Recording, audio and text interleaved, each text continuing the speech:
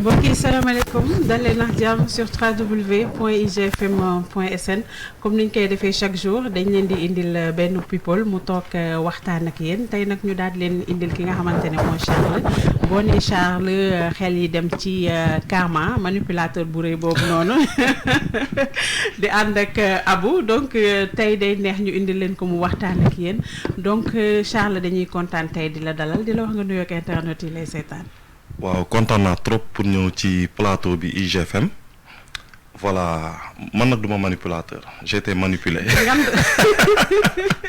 j'ai été manipulé voilà man la Charles bu Karma chéri Ndeye Marie Entrecôte quoi ak chéri Ouli voilà tey nag am naa plaisir jàkkaarloo wax sama sister bii nii vraiment jovial accueillante ñun déjà avant plateau beeg fii mu ngi toj. te dara xew fii mu ngi xaar en tout cas les amis notes ñu ngi leen nuyu yéen ñëpp kontaan fas yéene defar yéen nag émission bu am solo bii nii incha allah. d'accord donc comme ni nga ko waxee chérie Ndeye Marie entre guillemets loolu dañ siy ñëwaat gars yi yow rek la ñu mere xamoo sax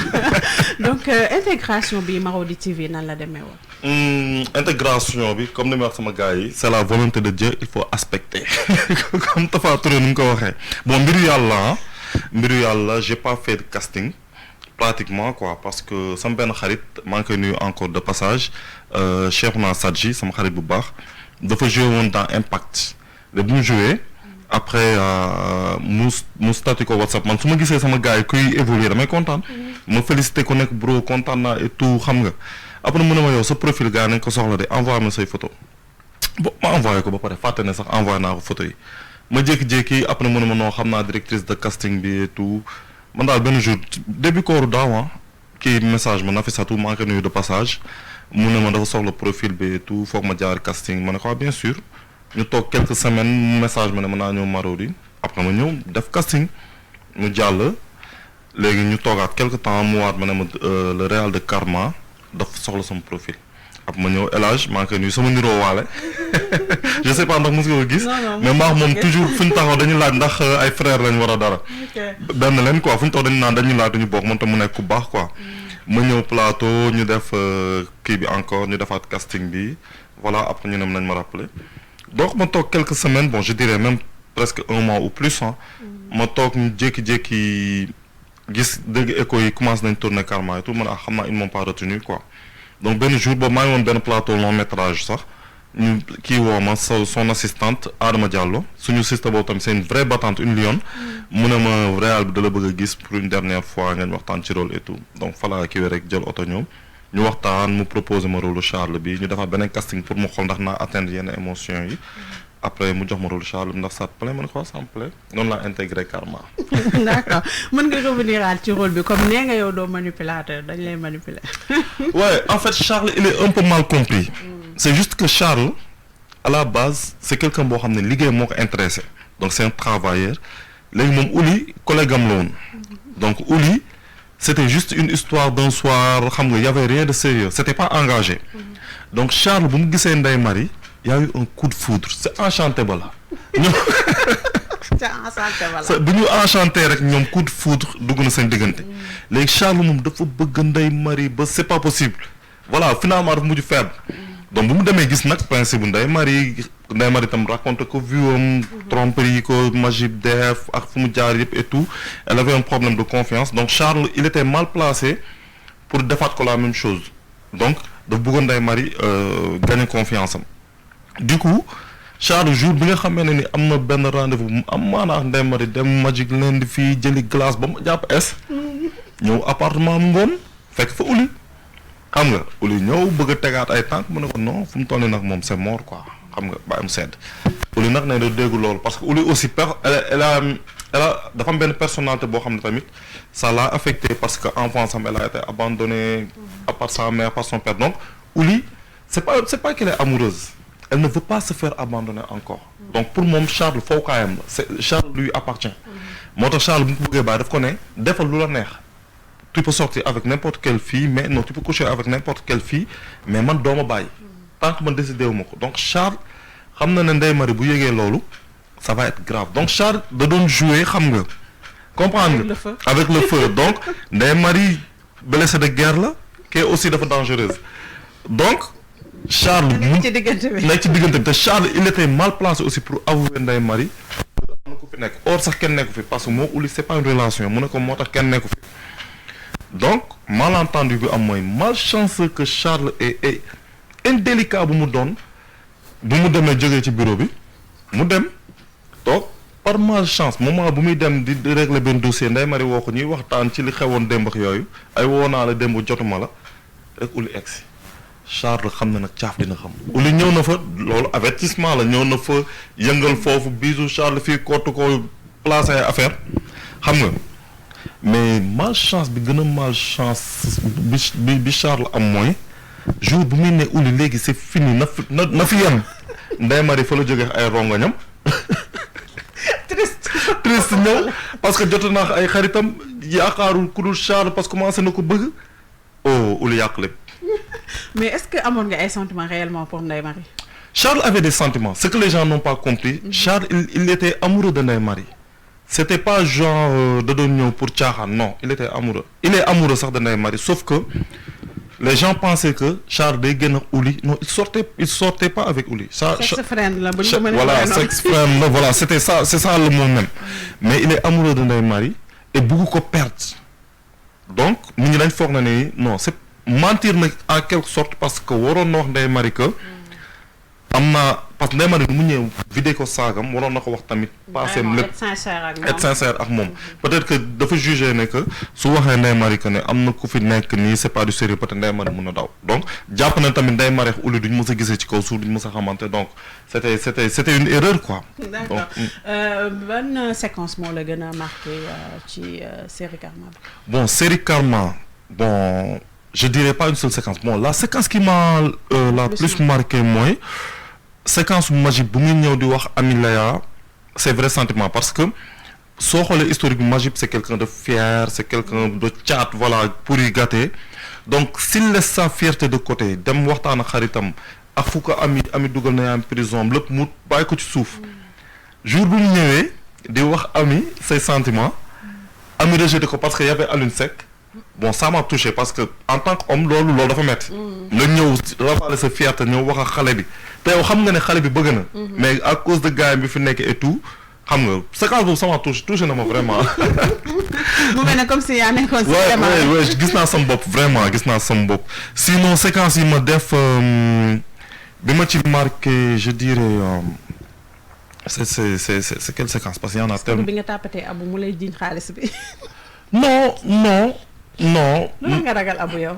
loolu ma jaaxal Charles parfois damay wax réalisateur ma ne Charles da ngeen ko def yambar xam nga Charles day ñëw bu Abou waxee mu pat-pati Ouli nag moom Charles moom Ouli bu ko gësamee sax mu avoué mais c'est quelque chose de grave moom daal dafa mel ni inspecteur bi daal la ñeme moom inspecteur bi daal moom maa ngi noonu inspecteur mu kii rebaltaw mu rebaltaw te sama gaañ la Mokanza sama gaañ la on s'est connu depuis longtemps Karma boolewuñu sama gaañ keuse la voilà donc moom daal inspecteur bi la faalewu par contre man séquence yi bon y en a eu faut que je cherche bi ma marqué vraiment en tout cas bi nga xam ne moom a gën a neex man ci séquence yu ma joué mooy bi ma toogee que Ndeye Marie ak Ami ci appartement Ami ñuy joué ñuy xool possibilité yi am pour xale bi et tout boobu j'étais malade grave bon je dirais pas gravement malade mais je me sentais très mal assistante bi Adama Diallo dafa mujj jël sax comprimé yi ma doon naan je me sentais très mal mais séquence boobu lu ma ci neex mooy j'ai très bien joué man je sais que ce que j'ai fait parce que comme j'étais malade là je ne donnais pas un excès d'énergie donc le jeu était très posé mooy séquence bi mu gën a neex si ma joué d'accord donc est-ce que mën nga revenir un peu ci sa parcours déjà sa amour ci cinéma fan la jógee parce que def nga pas mal de séries bon sama parcours c'est-à-dire à la base man musuma xalaat sama àdduna dinaa dugg ci affaire cinéma wak série être au centre des attentions c'est vrai que nag je suis quelqu'un d'extraverti daan naa comme ay foyer man musuma réservé quoi musuma nekk tamit ku ragal quoi nit wala dara man mbooloo moom ñeme naa ko ay kon Charles ak dans la vraie vie ni nga mel c'est diamétralement opposé non c'est diamétralement opposé Charles dafa xaw a tooy Charles dafa sentimental bon y a ce côté sentimental en moi mais man je suis pas réservé je suis quelqu'un de très open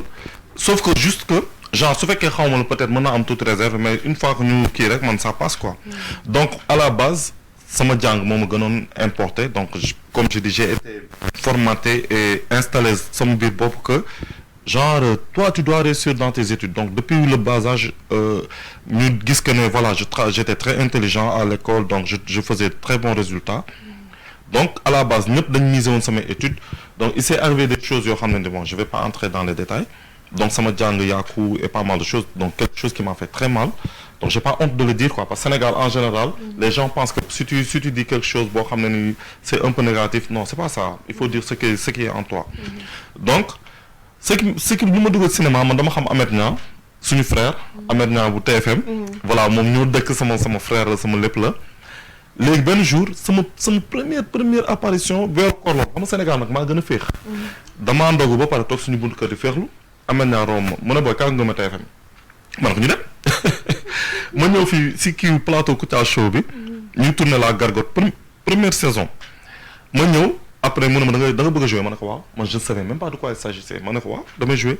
léegi mu ne kii Alaaji bu Sané kii dégg na tuuti la quoi dégg na tuuti jaaxanke ñu jox ma benn rôle malien. benn kii bambara bu ñëwoon di lekk affaire yi bon je l'ai fait et ça a marché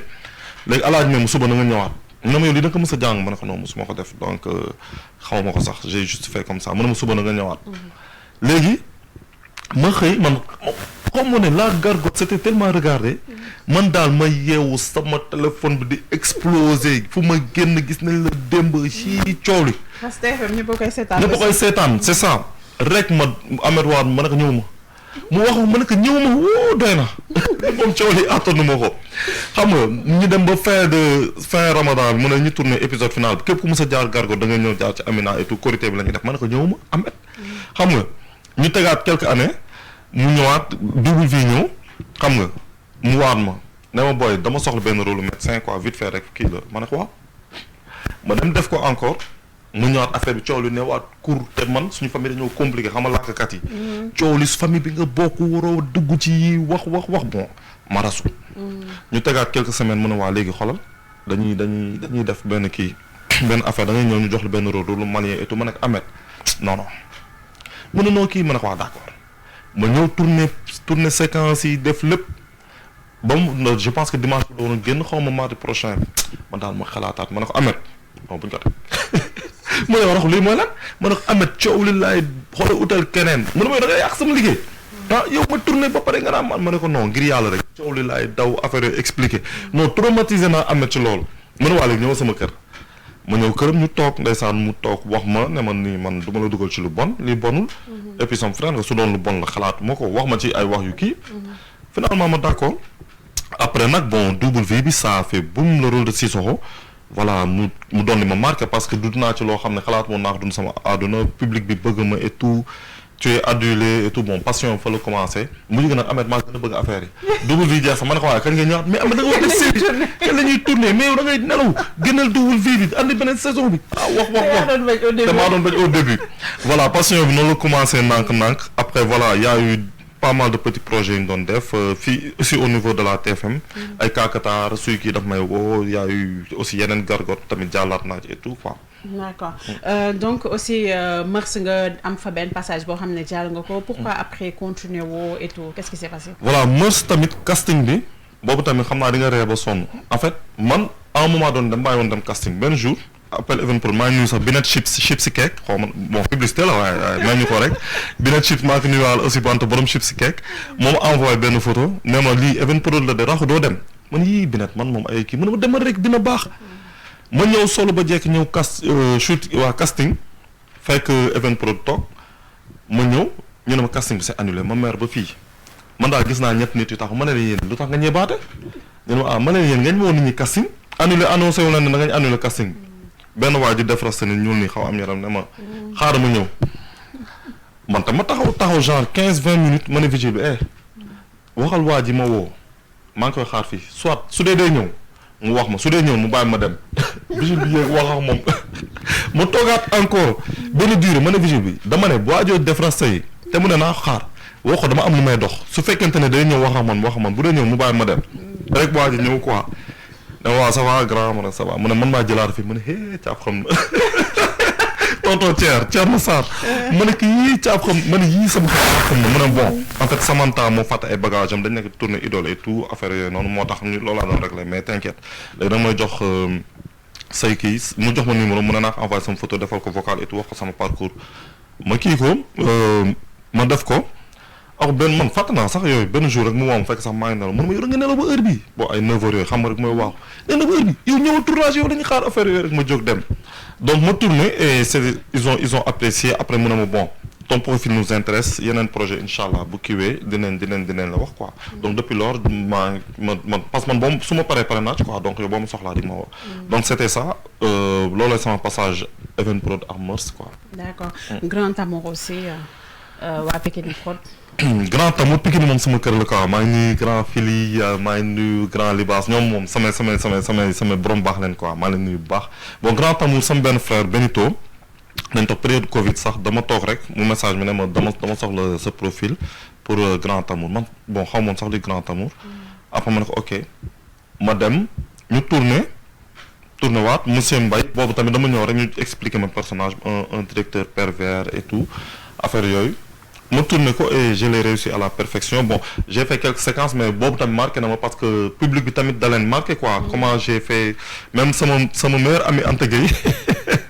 maa ngi koy nuyu sama sister la sama lépp la bu mu seetaanee mu ne ma non man xàmmeewu ma la parce que man yow meloo nii man ni nga changé fii ba nekk nit ku bon kii man xawma la xam nga sama cousine tamit Khadija bi madame Dia bi moom te mu ne ma yow noo koobewee nii xam nga ma ne leen loolu la rek voilà boobu ça m'a marqué tamit ouais je l'ai réussi après tamit bon grand kii nu mu tuddati Philly le régisseur tamit il était content du rôle mais j'ai ñëpp apprécié quoi après saison 2 bi tamit ñu aar ma pour un médecin soulard pour sama benn xarit bu kii boobu tamit vite fait lañ ko def tamit je l'ai réussi mais Pikine aussi reste ma famille ça reste ma famille. D'accord nga def tamit ay productions internationales. mën nga si ñëwaat un peu. waaw les productions internationales bi ma njëkk a def mooy Sa Twist à Mali Twist donc de Robert Guédigan je pense que je prononce bien donc c'est un grand réalisateur donc casting bi c'est un ami Aboubacry Anne moo ma envoyé kii bi quoi. Casting bi mu ne ma bon c'est du sérieux parce que boobu dañoo chercher profil type malien et tout donc comme j'ai des origines sama bambara la donc ma envoyé ma dem def casting une première fois mu jàll ñu ooma aussi une deuxième fois mu jàll après ñu jox ma rôle et tout donc c'est une très belle expérience bokk na si expérience yi ma gën a neex parce que gis naa yeneen plateau non avant boobu sax 0-0 bi laa def mais boobu figuration la quoi boobu c'était les Américains mais li ma gën a neex mooy dama dund beneen cinéma dama dund aventure. Il y a une grande différence. Il y a une très grande différence bon moyen du benn man je comprends parfois je veux pas critiquer mais il y a pas mal d'acteurs qui critiquent les maisons mais aussi il faut que ñu comprendre que ñee les moyens yu ñu am ak budget bu ñu am cinéma fu mu toll si ñoom du benn parce que voilà foofu moom mun nga jaay star foofu moom da ngay faire genre xam nga da ngay ñëw 4-4 moo la jël sa kër xam nga on est au petit soin dañ lay chouchouter voilà tu es adulé vraiment nga egsi bon tubaab yi ñëw xam boo ñëwee nekk tu es un peu nga sentir que ne yaay boo su tubaab ñu topp sa ginnaaw di la neexal et tout c'était cool quoi maa ngi nuyu son frère Bruno Williams moom tam c'est un réalisateur sama bro maa ngi koy nuyu tam mu ngi woon ci production bi il m'a beaucoup mis à l'aise quoi par rapport à ça sama frère Bento mu ngi foon et tout donc et puis tamit nga gis ay acteurs yu mag yoo xam ne nii peut-être ci télé bi nga leen doon gis des acteurs internationaux nga bokk ñoom plateau c'est magnifique et voilà c'était cool j'ai bien aimé cette aventure en tout cas voilà. D'accord donc évolution cinéma sénégalais nan nga ko gisee parce que y a pas mal de séries pas mal d'acteurs tu vois nekk na tamit loo xamante ne évolution bi déjà. Bon je dirais que parce que les gens font une erreur en fait le cinéma sénégalais a toujours été là c'est-à-dire avant que série yi di ñëw il y a eu le cinéma sénégalais il y a eu les Moussa Sen Absa les Ousmane Sembène les gens je peux citer il y en a plein qui sont toujours là en activité il y a de jeunes cinéastes de jeunes talents qui sont là qui font des produits purement cinéma qui font des festivals qui nous amènent des prix di andi lépp ci waaw FESPACO bi ak yeneen sax yaa naa kii dañuy dem Canada maa ngi nuyu sama frère Mohamed Diop son court métrage Palantin Mbed grand kan laa seetaan court métrage bi Palanteer Mbedd bon ça a gagné tellement de prix donc yooyu tam bokk war nañ ci site média bi war nañ ko gën a vulgariser quoi parce que c'est des jeunes sénégalais qui font des choses magnifiques quoi des courts-métrages et tout il y a Kino International Kino Sénégal des jeunes talents yoo xam ne ñu ngi fii même des acteurs yoo xam ne ñu ngi ci série yi léegi ñu ngi dugg ci cinéma bi carrément donc aspect boobu le cinéma a toujours été là donc il y a aussi le cinéma sénégalais Sénégal c'est-à-dire les séries sénégalaises qui sont là moi je dis qu'il y a une évolution moi je dis que chaque année on évolue d'une façon exponentielle vraiment que ça soit Marodi, Evenprod, Pikini, il y a Raffinels, il y a pas mal de productions qui sont là et qui font un bon travail. Il y a de l'évolution. Côté jeu d'acteurs aussi, presque il n'y a plus rien à dire. Acteurs ont évolué. Je profiter aussi de féliciter Benito. ñi ma xam bokk laay cité y a Benito y a Nita une femme boo xam ne ni day coacher ay xale di leen jàngal acting moom seen lion ma ñemee ma ko sax parfois mu ne ma booy ñëwal plateau ma ne ko waa dinaa ñëw xol parce que moom day tas sa yaram y a Benito Papis Gueye y a pas mal de choses ñoom kii Jal Thiam plein si ñi ma xam laay cité y a plein de gens yoo xam te instant bi ñu ngi formé jeunes yi moo tax léegi xale boo toogal plateau soo defoo attention mu defal la bagage parce que léegi ñëppay jouer donc le jeu a du niveau xale yi mën nañ émotion mën nañ acting ils font du cinéma et ça c'est magnifique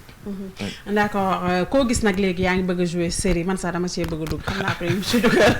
donc est-ce que du affaire yi dafa am xaalis wala ñi ay porte de sortie la ñu ciy wut c'est quoi phénomène boo xamante ne la vraiment nii tendance bon je dirais plus tendance man il y a pas mal de jeunes qui m'interpellent sur Instagram Facebook grand dama bëgg a jouer dama bëgg a feeñ télé et tout mais li ma leen njëkk a wax mooy na nga dem jàngi le cinéma ça s'apprend parce que tey c'est un métier boo xam ne nii lépp loo ciy def da nga koy xam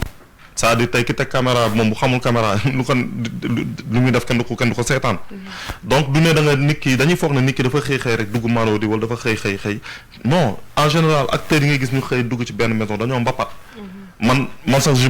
parle même pas pour moi mais am na ñoo xam ne ni man bi may dugg cinéma parce que may def double vie pour man Sénégal maa fi daa ko joué pour man maa fi mën parce que bon mais après di nga gis ne am na ñoo xam ne ni balaa lii di xew ñoom yàgg nañ def cinéma yàgg nañ def parce que moment boobu aussi série quoi qu'on puisse dire bëriwul woon et tout et puis xaw ma ko woon mais après par expérience di nga xam ne yow am na ñu la jiitu ñu fi yàgg peut-être da nga leen njëkk a feeñ wala ñu ngi doon feeñ ci yeneen film tey daw noonu Sénégal et tout loolu mooy kii mais man jeunes yi li ma la ñu wax mooy cinéma du caaxaan déjà du ne da nga bëgg a feeñ duñ ko jëlee tendance man sax comme su ma laajee lu tax nga bëgg cinéma nga ne ma passion la dama naan kii parewul c'est pas une passion c'est un métier parce que en général sénégalais lu muy wax passion mooy hobby ça sous-entend man nit bu ma nee li passion la parce que naan li passion rek la or une passion c'est plus grand que ça donc cinéma c'est un métier être acteur c'est un métier c'est des sacrifices tey mënoo ñëw tëb parce que feeñ télé dafa metti siiw dafa metti tey ni nga mën a amee sa vie bu standard yéeg sa bus wàcc dox kenn du la joxan kenn du la lijjanti sa tànk yi bu pëndee bu weexee loolu yëpp kenn lijjanti ko boo tax tey benn laxaat femme bu war a jox carax dem boutique rek ñëwaat du benn donc yooyu noonu yëpp da nga ko war a préparer en conséquence donc tey xaalis bi man je dis que ñëwagul ñu ngi sant yàlla tey mënuguñ tey mel ni tey waa Nollywood mënuñ mel ni tey waa Hollywood wala benn acteur boo xam dafa def benn production cinéma purement parce que nekkul industrie tey man je vois des acteurs qui clashent man je parle pour moi man critiquer wu ma xuloo ma sama avis bopp laa joxe c'est-à-dire tey sama gis-gis mooy tolluguñ stade boo xam ne ni tey mën nga jël acteur fay ko 200 millions wala fay ko 1 milliard pour benn série wala benn film Sénégal yaakaaruma ko nag fooguma ko parce que xawma vraiment le fond des choses xawma tamit acteur bi lu ko motiver mais d'après li ma gis tolluguñ foofu parce que tey maison yi fi nekk en général si ay sponsors lañ toll wala ci ay partenaires donc tey mënaguñ ñu fay yenn somme yi nga xam ne ni tey on peut mener une vie comme benn star hollywoodienne wala dara mais bés bu nekkee industrie là c'est sûr et certain day ñëw te man gëm naa ne ñu ngi ci tànk yooyu parce que ñu ngi évoluer léegi international bi ñu ngi bàyyi xel tey les productions sénégalaises ñu ngi dugg Canal Plus ñu ngi dugg A Plus donc pour man nañ patienter man loolu laay wax nañ patienter un jour viendra di nga ñëw def benn projet ñu fay la cachet parce que am na ñuy fi jiitu fekkuñ foon lii théâtre moo amoon long métrage tey théâtre sur scène ak ay kii les téléfilms de Daaray Kocc dund nañ ci ba toll ñu toll te ñu ngi sant yàlla tey lii tamit fekk leen fi ñu wësi leen te cinéma mooy métier boo xam ne amul retraite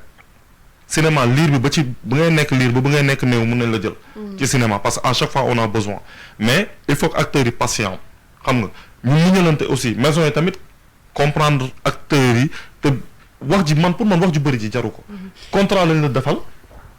biñ koy signé leer na bu sa contrat jeexee demal te ne pat man loolu la sama philosophie. D'accord donc kon su ma la déggee bu baax yenn acteurs yi nga xamante ne dañuy am problème ak yenn maison de prod yi. c'est-à-dire ci biir contrat bi parfois duñ ci inclure ne que Canal Horizon mën na jënd série bi après ñu teg ko di nga si am ay pourcentage et yu ci bëri yenn problème yooyu lay am dañ koy teg fii après ñu teg ko feneen. ñoom ñuy am avantage yoo xamante ni peut-être que yow acteur bi doo ko am. Bon ça va de soi man je veux pas parler à la place des autres. parce que ku nekk yaa xam ni la motiver. parce que man pour ma wax ci problème tamit foog ma xam ci lépp te man sax amu temps wax problème les aboutissants mais man je parle dans le cadre général ak sama gis-gisu bopp laay wax jugez-moi c'est-à-dire nit ki bu muy signé contrat am fekkee ma ko mais la seule chose qui me dérange un peu c'est quoi bi ngay signé ak maison bi fekkee wuñu bu mettee gérer leen ko en interne suba da ngay wax parce que tey Sénégal boo waxee ñu def ko buzz ñaari fan suba ndeyloo xew ñu fàtte la mais sa carrière pour man war nga ko mën a prendre en main su dee dafa laaj nga dem procès demal procès doucement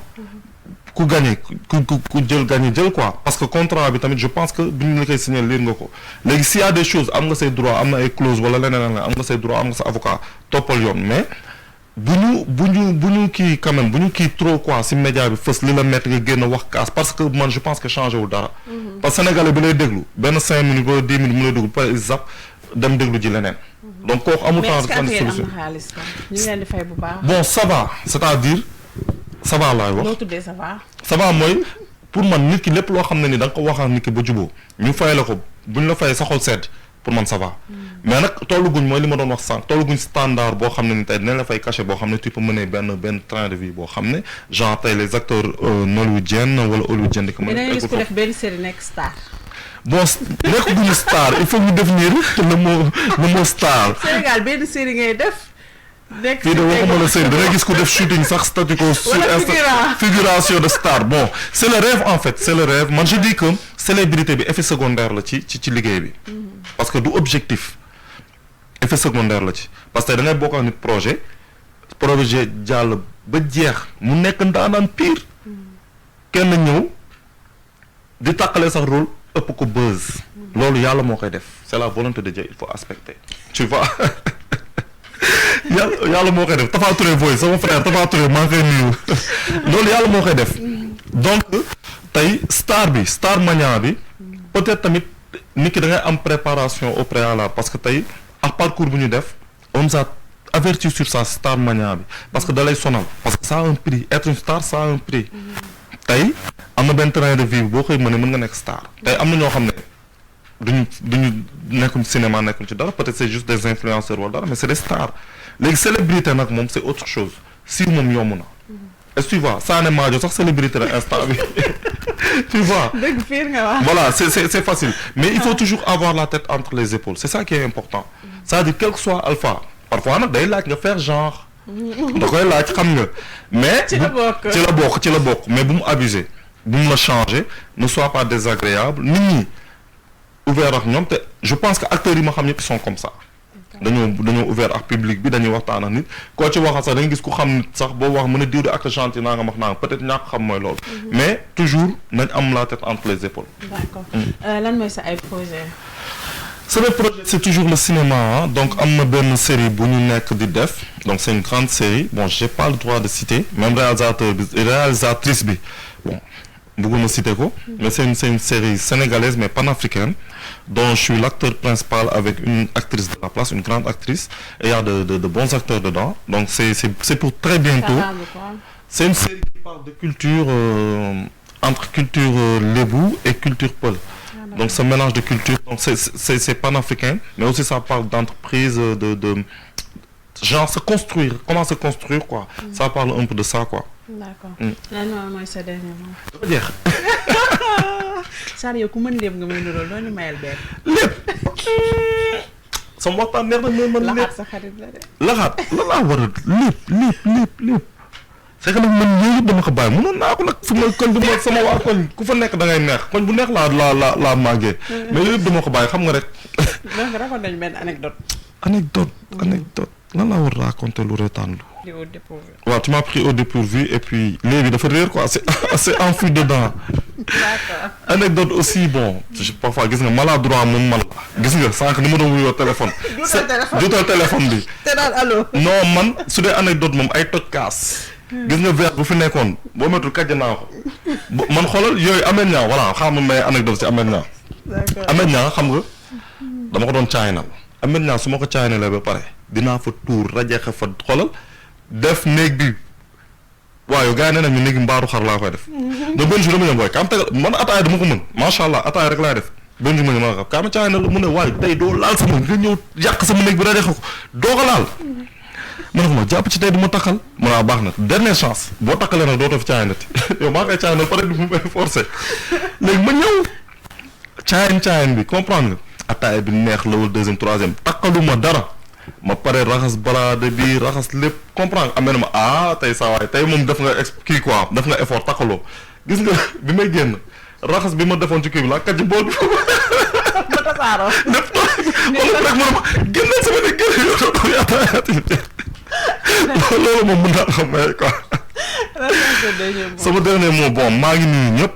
tey nag moom lu ñu wax lu mu jum mais balaa maa fàtte. maa ngi nuyu sama sœur sama grande sœur Awa Ba madame Keita chérie Alaaji Konso Keita maa ngi nuyu Kandji Dramé ma sœur depuis France. ñu koy def yëfu mbër yi nag. déet man damay dem plateau nuyoo parce que man gis nga man li ma sentir laay def léegi nit ñi mer léegi nag ñoom dañ ma kaas nee ma bu ma leen tudd tulee léegi Awa Ba leer na tudd naa la plateau voilà. Anta Gueye moom c'est naturel donc maa ngi koy nuyu mu xoolal sama anniversaire iPhone 13 la ma jox cadeau sama jigéen la. madame Niass maa ngi koy nuyu. di nuyu waa këram yëpp. di nuyu sama yaay di nuyu képp koo xam ne rek xam nga ni bëgg nga ma bëgg naa la parce que su ma limee damay juum. et là j'ai même pas d'idée pour tout de tour donc voilà di nuyu nag ñëpp ñi bëgg a Charles parce que aussi quoi qu'on puisse dire sénégalais dafa sympa. les gens sont sympas les gens sont gentils xam nga ñëpp da nga gis ni dama la bëgg da nga ma neex et tout vraiment loolu tuuti na ma quoi tuuti na ma tuuti su voyez tuuti na ma vraiment di wax na tamit xaar leen Charles ci yeneen projet am na yeneen série yu ñëw ak saison 2 One Love tamit mu ngi ñëw boobu tamit c'est une série tellement regardée les gens aiment bien ngañ xaar ni en tout cas ñu ngi fi daal di leen bëggal incha allah. internet IGFM ñoo ngi leen di jaajëfal ñu ngi nekkoon nag ki nga xamante ni mooy Charles donc di leen jox dig daje ba beneen ak keneen. balaa ngaa coupé maa ngi nuyu waa groupe Nocc Noccal président bi nag mooy laxaat femme. kooku sérieux. groupe Nocc Noccal. merci beaucoup. ok merci Fama c'est gentil.